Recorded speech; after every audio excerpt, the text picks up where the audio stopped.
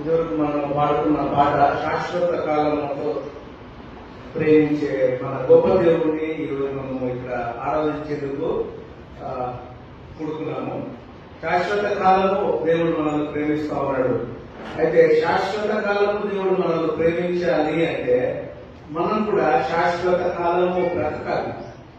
శాశ్వత కాలము ఎవరు బ్రతుకుతారో యేసు ప్రభువు వారిని స్వంత రక్షకుడిగా అంగీకరించిన మనమందరం కూడా ఆయనతో శాశ్వత కాలము బ్రతకబోతా ఉన్నాము.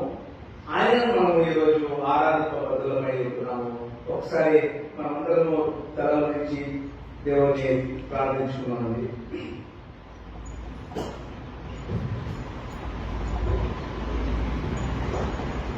ప్రియమైన పరలోక తండ్రి, అత్యంత కృపాకనికరంలో కలిగినటువంటి మహా గొప్ప దేవ, రాజులకు రాజును ప్రభులకు ప్రభును, మహాగణుడు మహాన్నతుడు నిత్య నివాసులై ఉంటూ అయ్యా మరి సర్వ సృష్టిని మీరు ఒక మాట చేత సృష్టించినటువంటి గొప్ప దేవ, ఉదయకాలమున పునరుత్థాన దినమున అయ్యా మిమ్మల్ని మేము ఆరాధించేందుకు, స్తుతించేందుకు, సన్నుతించేందుకు అయ్యా మీరు మమ్మల్ని శాశ్వత కాలమైన ప్రేమతో ప్రేమించే గొప్ప దేవుడు అని మరి ఒకసారి అయ్యా మీ యొక్క పాద సన్నిధిలో మేము ఒప్పుకుంటూ మా యొక్క స్తుతి ఆరాధన మేము సమర్పించకుండా తండ్రి మా యొక్క హృదయాల్లో ఇంకా ఏమైనా మాలిన్యం ఉంటే దయచేసి మమ్మల్ని క్షమించి ప్రభు యొక్క రక్త ప్రోక్షణలు మరొకసారి ప్రభు మమ్మల్ని కడిగి మా యొక్క స్తుతి ఆరాధనను తండ్రి మరి మేము అంగీకార యోగ్యముగా మీకు సమర్పించేందుకు మమ్మల్ని మరొకసారి పూర్తి చేసుకోమని కృతజ్ఞతలు. మీరే మీ వాక్య భాగంలో మీరు మాతో మాట్లాడమని, ఆ విధంగా తండ్రి మేము మిమ్మల్ని ఆరాధించేందుకు మాకు సహాయం అనుగ్రహించమని పరిశుద్ధాత్మదేవాలను ప్రతిమాడుకుంటూ చిన్న ప్రార్థన ప్రభువైన యేసుక్రీస్తు అనే అతి శ్రేష్టమైన నామంలో అడిగి వేడుకొంటున్నాను స్వామి. ఆమేన్.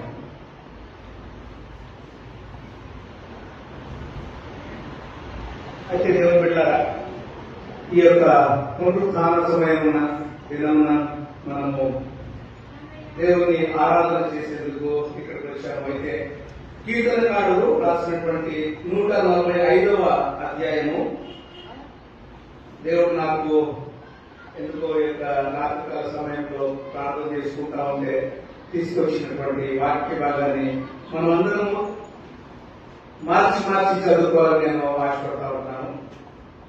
కీర్తనల గ్రంథము 145వ అధ్యాయము 21 వచనాలు ఉన్నాయి. నేను మొదటి వచనంతో స్టార్ట్ చేస్తాను. మార్చి చదువుకున్నాము. కీర్తనలు 145. రాజువైన నా దేవా, నిన్ను ఘనపరచెదను, నీ నామమును నిత్యము సన్నుతించెదను.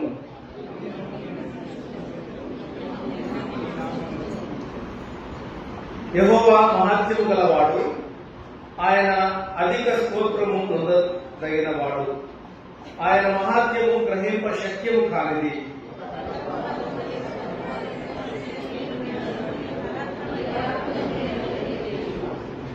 మహోన్నతమైన నీ ప్రభావ మహిమను, నీ ఆశ్చర్య కార్యములను నేను ధ్యానించెదను.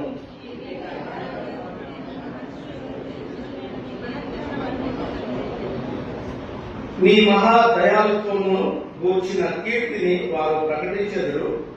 నీ నీతిని గూర్చి వారు గానము చేసెదరు.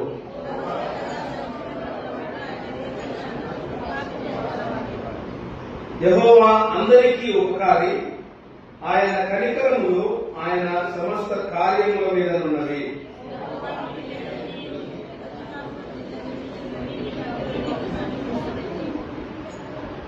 ఆయన రాజ్య మహోన్నత ప్రభావమును ఆయన బలమును నరులకు తెలియజేయుటకై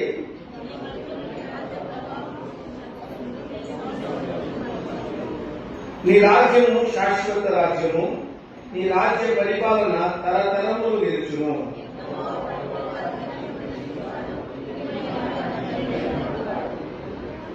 సర్వజీవుల కన్నులు నీ వైపు చూచుచున్నది, తగిన కాలమందు నీవు వారికి ఆహారం ఇచ్చుదువు.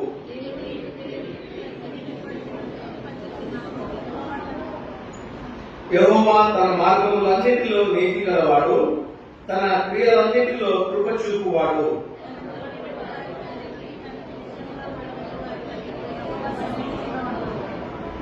తన యందు భయభక్తులు గల వారి కోరిక ఆయన నెరవేర్చును, వారి మొర ఆలకించి వారిని రక్షించును.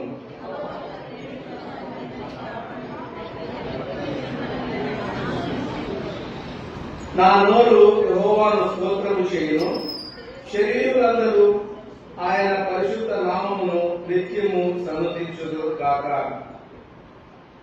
అయితే 13వ వచనం ఒకసారి అందరం కలిసి చదువుకుందాము.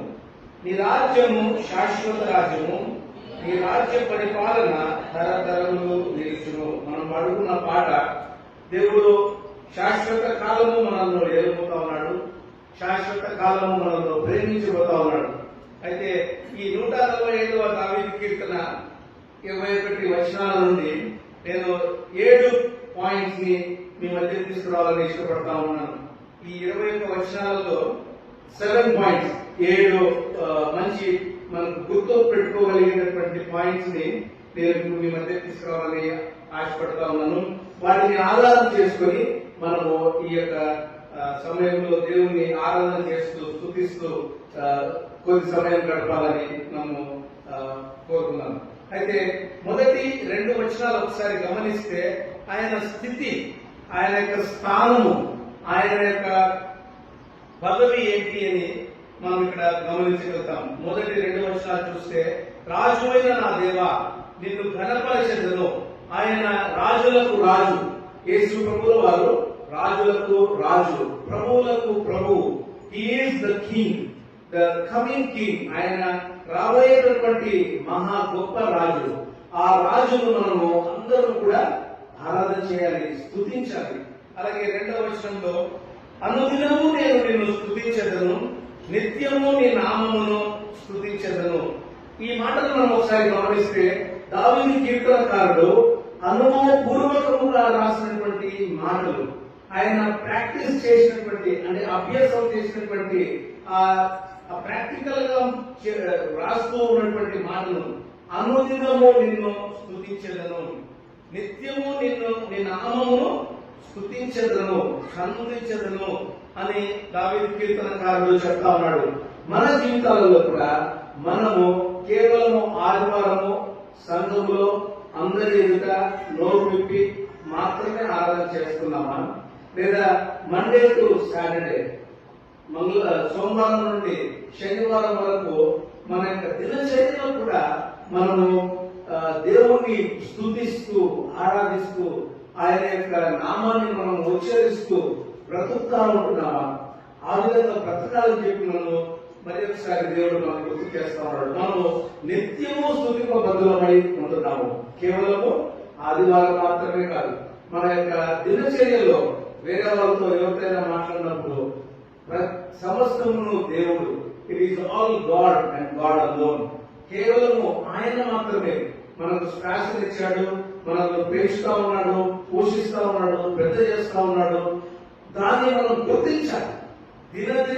దినములో కనీసము ఎన్నిసార్లు మనం గుర్తు చేసుకుంటే అన్ని సార్లు ఆ విధంగా మనము నిత్యము, ప్రతి దినము, ప్రతి క్షణము, ఒకవేళ ప్రతి క్షణము లేకపోయినా, గుర్తు రాలేకపోయినా మనకు పరిశుద్ధాత్మ దేవుడు మనకు గుర్తు చేస్తా ఉంటాడు. ఒకవేళ మనం డ్రైవ్ చేసుకుంటా వెళ్తా ఉంటాం. ఎందుకో మనకు తెలియనటువంటి చెప్పనశక్యమైనటువంటి ఆ యొక్క సంతోషాన్ని పరిశుద్ధ ఆత్మదేవుడు మన హృదయంలో కల్పించినప్పుడు మనం గుర్తు చేయాలి, మనం వెంటనే గుర్తు చేసుకోవాలి. నేను ఇక్కడ మీకు ఒక చిన్న అప్లికేషన్ పాయింట్ పర్టికులర్ గా యంగ్స్టర్స్ కి నేను చెప్పాలని ఆశపడతా ఉంటాను. మనము ఫోన్ చూస్తూ ఉంటాం కదా, రోజుకు ఎన్నిసార్లు ఫోన్ చూస్తూ ఉంటాం? అనేక మార్లు చూస్తూ ఉంటాం ఫోన్.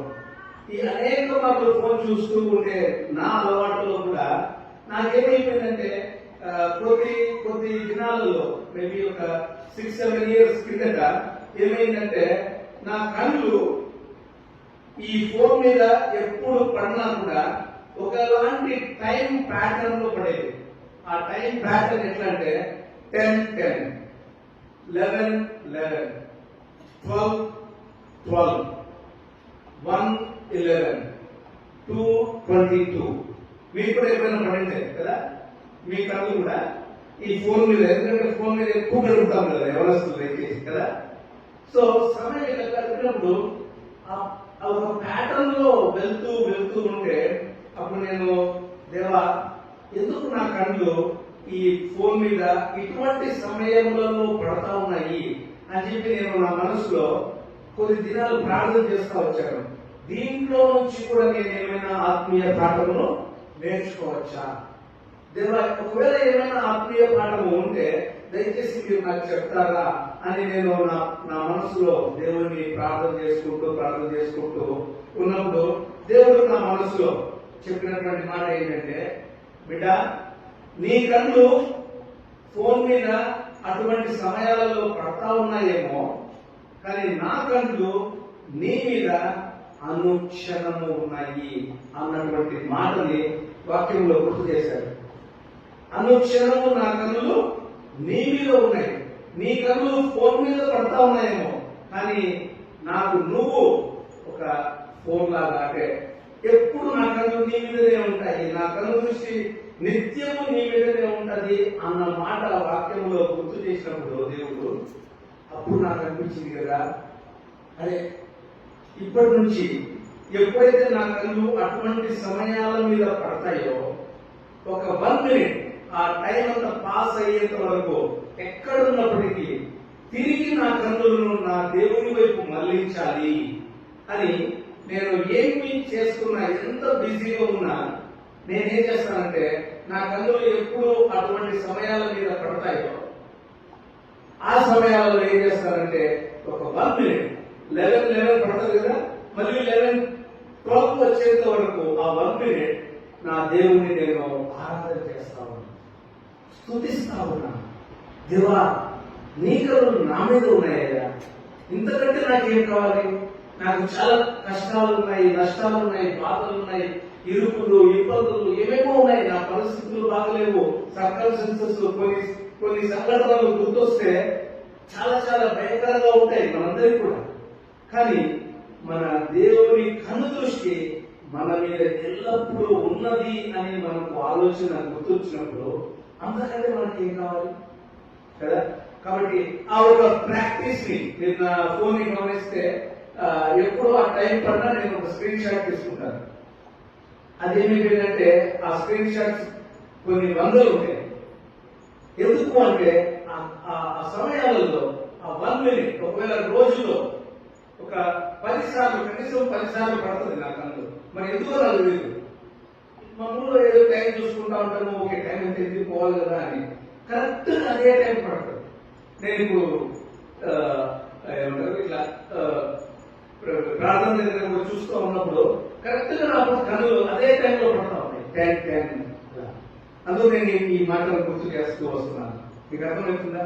అయ్యా మరి నేను ఏం చెప్పాలో నాకు తెలియదు కదా, నాకేం తెలియదు, మీరు చెప్పండి అన్నప్పుడు డోంట్ వరీ బిడ్డ, ఐఎమ్ విత్ యూ, నేను నీతో ఉన్నాను, నువ్వు నిలబడు, నేను మాట్లాడతాను అన్న మాటను గుర్తు చేస్తూ నాకు చెప్పినటువంటి మాట. అందుకు నేను ఎగ్జాంపుల్ చెప్తా ఉన్నాను. మామూలుగా ఈ ఎగ్జాంపుల్ చెప్పాలని నేను అనుకోలేదు.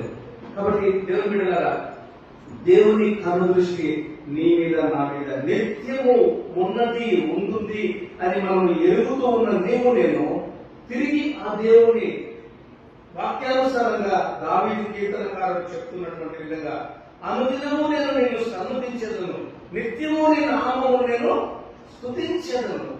ఆ విధంగా అటువంటి ఒక ప్రాక్టీస్ లోకి మనము వెళ్దామా అని నేను మీకు ఈరోజు గుర్తు చేస్తా ఉంటాను. కేవలం ఆదివారము లేదా కేవలం ఇంట్లో ఫ్యామిలీ ప్రేయర్స్ లో మాత్రమే మనం దేవుని ఆరాధన చేయడమే కాకుండా దినచర్యలో కూడా ఎప్పుడు మనకు దేవుడు గుర్తొచ్చిన థ్యాంక్ యూ లార్డ్, దేవా మీకు వేలాది వందనాలు స్తోత్రాలు అని మనము చెప్పే ఒక ప్రాక్టీస్ లోకి వెళ్ళాలని చెప్పి దేవుడు మనకి ఈరోజు గుర్తు చేస్తా ఉన్నాడు.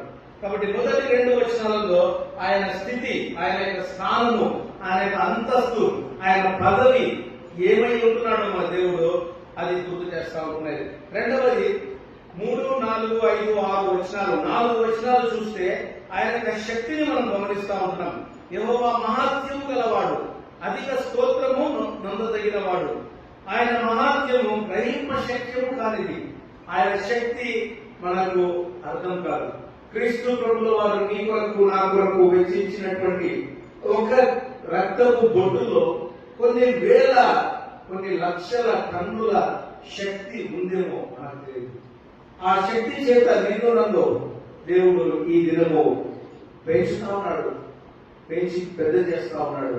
కాబట్టి ఆ శక్తిని అనుభవిస్తూ ఉన్నటువంటి నీవు నేను ఈ దినము ఆయన యొక్క మహాత్యమును బట్టి, ఆయన మహాశక్తిని బట్టి ఆ దేవుడిని మనం ఇక్కడ ఆరాధన చేసే తన బిడ్డలముగా ఇక్కడ మనము కూర్చొని ఉంటా ఉన్నాము. కాబట్టి రోమా 11:33 ఎవరైనా చదువుతారా? రోమా 11:33. ఆహా దేవుని బుద్ధి జ్ఞానముల బాహుల్యము ఎంతో గంభీరము, ఆయన తీర్పులు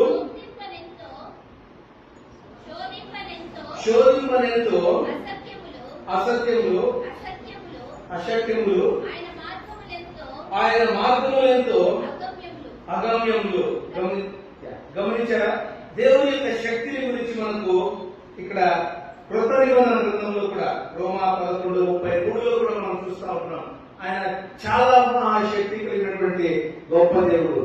ఆయన సర్వ సృష్టికర్త. ఎలా చేశారు దేవుడు? కేవలము ఇలా మాట చెప్తలేదు, మాట చెప్తూనే సర్వ సృష్టి సృష్టింపబడింది. ఒక్కొక్కసారి అనిపిస్తుంది మన జీవితాలలో కొన్ని సమస్యలు, మలుపు తిరగనటువంటి సమస్యలు మన ముందు ఉంటాయి. అవి మలుపు తిరగబట్టే క్రాస్ రోడ్స్ లో అవి లెఫ్ట్ సైడ్ వెళ్ళవు, రైట్ సైడ్ వెళ్ళవు, స్ట్రైట్ వెళ్ళవు, వెనక్కి వెళ్ళవు. వాటిని సాల్వ్ చేయలేనటువంటి, మలుపు తిరగనటువంటి సమస్యలు మన ఎదుట ఉంటాయి. ఎగ్జాంపుల్ గా చూస్తే ఆ ఎర్ర సముద్రం ఎదుట ఎవరు నిలబడ్డారు? ఇశ్రాయేలీయులు. వారు ఐగుప్తు నుంచి కానాను దేశానికి బయలుదేరినప్పుడు మొదటి అడ్డంకి వాళ్ళకి ఏమొచ్చింది? ఎర్ర సముద్రం. ఎర్ర సముద్రం వస్తున్నాయి కదా, వాళ్ళు చేతులు ఎత్తేశారు. ఇది మోషే గారికి కూడా తెలియదు, ఏం చేయాలో తెలియదు. అటువంటి సమస్యలు మన ముందర కూడా ఉంటాయి. కానీ దేవుడు ఏం చేశారు? సముద్రాన్ని, ఎర్ర సముద్రాన్ని 2 పాయలు చేశారు. ఇది హిస్టరీలో ఎక్కడ ఎప్పుడు జరగలేదు కదా. అయితే ఆ ఎర్ర సముద్రాన్ని 2 పాయలు చేసి నడుచుకున్నటువంటి వారు వారి విశ్వాసంలో వారికి ఎదుగుదల ఉండాలా? కానీ ఏమైంది? మళ్ళీ యోర్దాను నది అక్కడ వచ్చింది. చాలా వచ్చాయి మధ్యలో. యోర్దాను నది కూడా వచ్చింది. అప్పుడు యోర్దాను నది కూడా దాటారా? యోర్దాను నది కూడా దాటారు. ఇక్కడ ఎందుకు నేను ఈ ఎగ్జాంపుల్ చెప్తున్నానంటే, మన జీవితాలలో ఎర్ర సముద్రం లాంటి సమస్యలు కొన్ని వస్తాయి. కానీ గమనించండి, దేవాది దేవుడు మనల్ని సహాయం చేస్తాడు. మనల్ని అటువంటి ఎర్ర సముద్రాన్ని దాటింపజేస్తాడు. ఇశ్రాయేలీయుల జీవితాలలో మనం గమనించిన విశ్వాసిగా నేను ఈ రోజు ఎర్ర సముద్రం తర్వాత ఏమొస్తుంది? ఇంకా చాలా సమస్యలు వస్తాయి.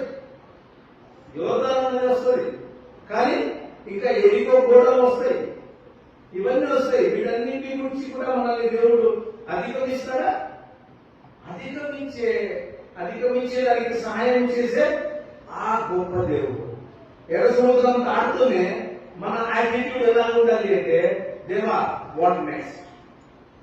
ఇంకా నెక్స్ట్ ఎటువంటి అడ్డంకు అడ్డంకి ఈ భూమి మీద నాకు ఈ సర్కమ్స్టెన్సెస్ వస్తున్నాయి, I'm ready to face. Because మీరు నాతో ఉన్నారు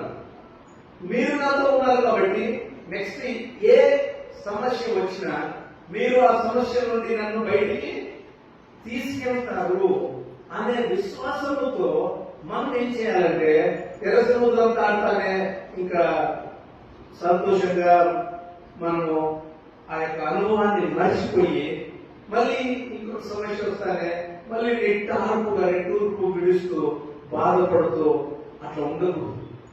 there will be one more issue. ఇంకొక సమస్య వస్తుంది, ఆ సమస్యను కూడా అధిగమించడానికి ఎవరు సాయం చేస్తారు? మనంతలో మనమే చేస్తామా? మన శక్తి చేత మనం ఏమీ చేయలేము, కానీ ఆయన మహాశక్తి చేత దేవుడు మనల్ని దాటింపజేస్తాడు. అటువంటి గొప్ప దేవుడు. కాబట్టి ఫ్యూచర్ లో కూడా దేవుడు మనల్ని దాటింపజేసే ఆ మహా గొప్ప దేవుడిని మనం ఈరోజు ఆరాధించేందుకు, స్తుతించేందుకు ఇక్కడ కూర్చున్నాం. అయితే అది రెండవ పాయింట్. మూడవ పాయింట్ చూస్తే ఆయన యొక్క వ్యక్తిత్వం 9వ వచనము అలాగే 17వ వచనం ఒకసారి గమనిస్తే ఆయన అందరికీ ఉపకారి, ఆయన కనికరములు ఆయన సమస్త కార్యముల మీద ఉన్నవి. 17వ వచనము యెహోవా తన మార్గములన్నిటిలో నీతి గలవాడు, తన క్రియలన్నిటిలో కృప చూపువాడు. ఆయన కృప చూపించేవాడు. ఆయన ప్రతి ఒక్కరికి కూడా ఆయన సహాయం చేసేటటువంటి వ్యక్తిత్వం కలిగినటువంటి గొప్ప దేవుడు.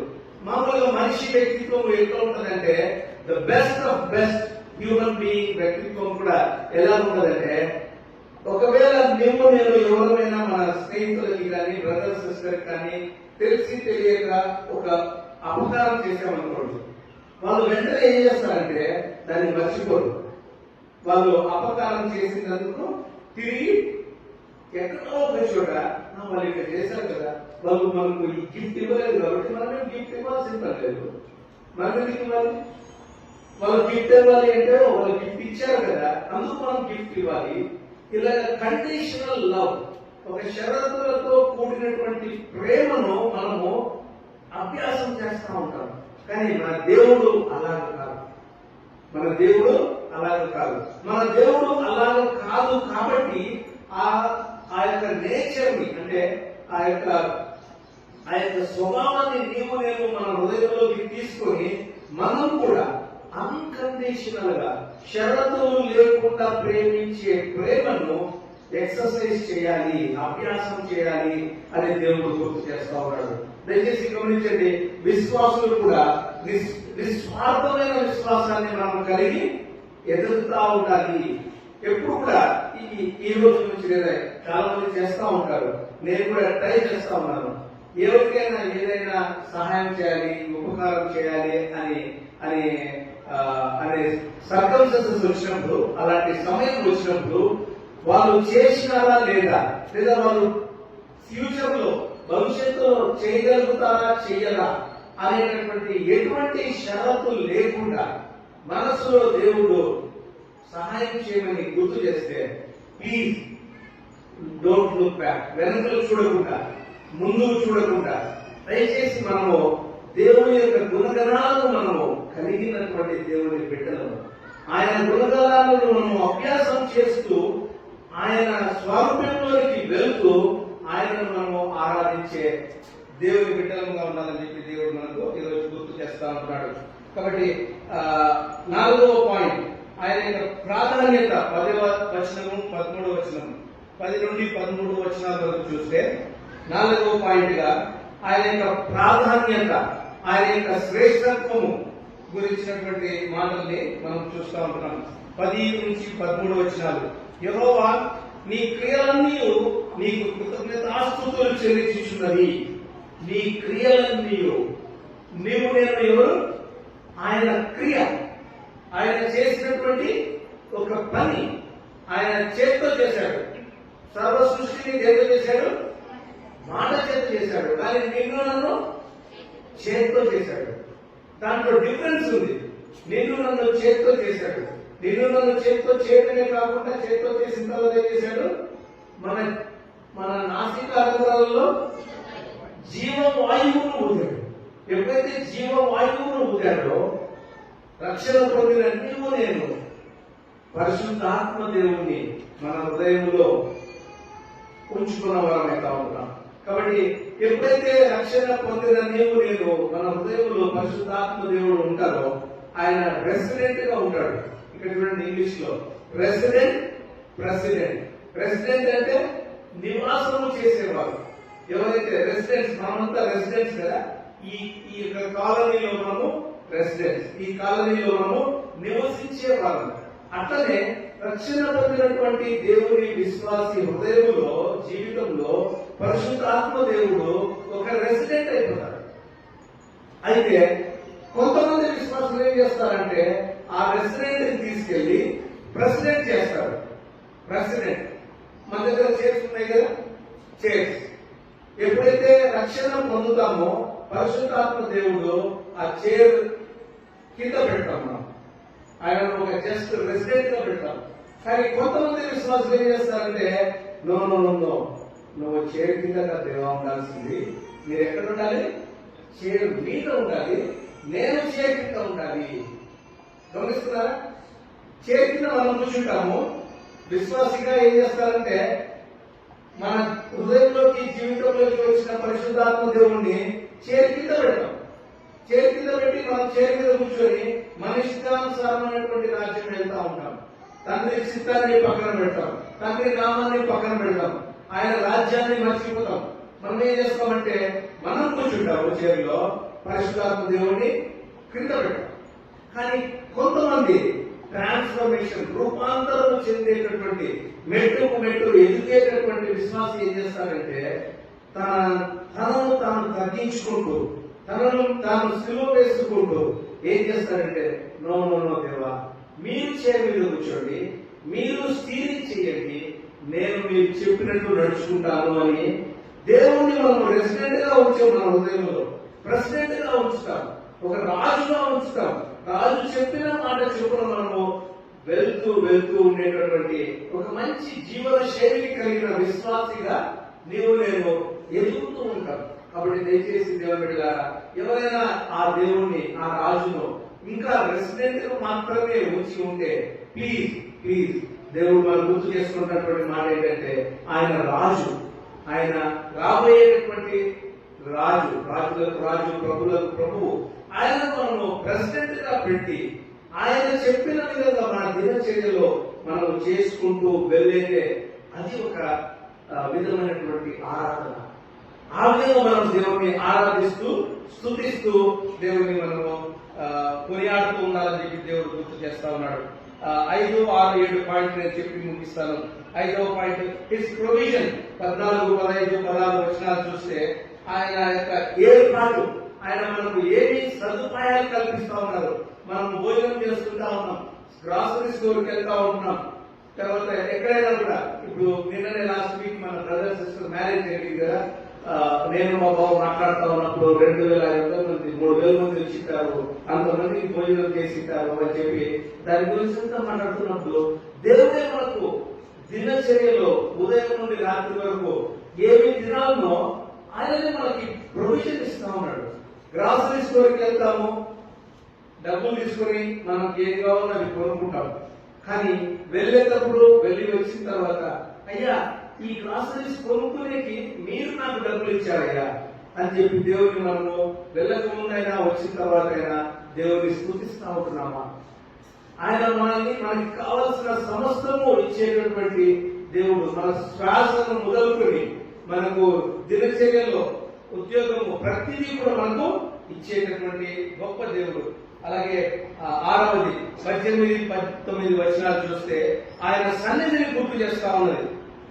ఆయన యొక్క సన్నిధిని, తనకు మొరపెట్టు వారికందరికీ, తనకు నిజముగా మొరపెట్టు వారికందరికీ యెహోవా చాలా చాలా సమీపంగా ఉన్నాడని చెప్పి దేవుడు గుర్తు చేస్తా ఉన్నాడు. నీవు నేను ప్రార్థన చేస్తా ఉన్నాం, మనం ప్రార్థన చేస్తా ఉంటాము, ఈ రూఫ్ కూడా దాటి వెళ్ళిపోదు. ఎందుకు రూఫ్ కూడా దాటి వెళ్ళిపోదు అంటే ఈ రూఫ్ లేదా మేఘాలు అడ్డం వస్తూ ఉంటాయి. ఆ మేఘాలు ఏంటి? మన పాపములు. మనము ఇంకా క్షమింపబడినటువంటి పాపములు ఏమైనా ఉంటే దేవునికి మనకు మన ప్రార్థనలు దేవుని సన్నిధికి చేరవు. చేరాలి అంటే మొదట మన యొక్క హృదయము కడగబడాలి. ఏ మాలిన్యము లేనటువంటి హృదయముతో దేవుని మనం అడిగినప్పుడు దేవుడు మనకు చాలా సమీపంగా ఉంటాడు. మనం కోరుకునే ప్రతి ఒక్కటి కూడా దేవుడు ఇస్తా వస్తా ఉంటారు. కాబట్టి ఆయన ప్రొవైడర్, ఆయన యొక్క సన్నిధి. అలాగే చివరిగా 7వ వచనాన్ని మనం చూసినప్పుడు 20-21 వచనాలలో మనం ఏం గమనించే ఆయన యొక్క రక్షణ, ఆయన యొక్క కాపుదల మనల్ని కాపాడుతా ఉన్నాడు. నేను ఈ మధ్య కాలంలో బెంగళూరు, హైదరాబాద్ పెద్ద పెద్ద నగరాలలో కారు లేదా బండి డ్రైవ్ చేస్తూ ఉంటే ఇది ఎట్లా ఉంటున్నాయంటే ఈ డ్రైవింగ్ కండిషన్స్ 5-6 సంవత్సరాల తర్వాత వచ్చే ట్రాఫిక్ చాలా చాలా రద్దీగా ఉంది. చిన్నపిల్లలు ఈ చిన్న చిన్న కార్లు కూర్చొని ఇలాగ ఆడుకుంటూ పోతారు చూడండి. అలాగే కార్లు బైక్స్ తగులుకుంటూ పోతున్నాయి కానీ తగలకూడదు. అటువంటి ట్రాఫిక్ లలో కూడా దేవుడు నిన్ను నన్ను కాపాడుతా ఉన్నాడు.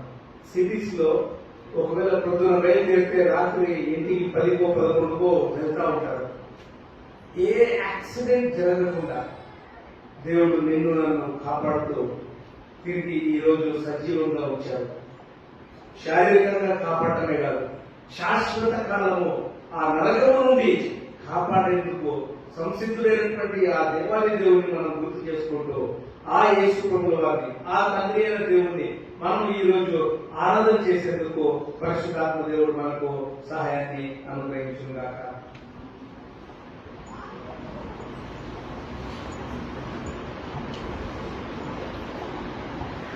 అందరం లేచి 17వ పాట పాడుతున్నాం.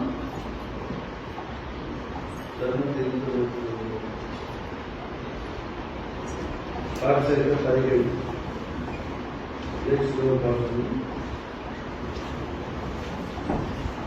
చదువు తీసుకున్నప్పుడు తల్లి స్నానంలో ఉన్నారు. కొన్ని చరణాలు మనం ఆడుతున్నాం. పాఠశాల 17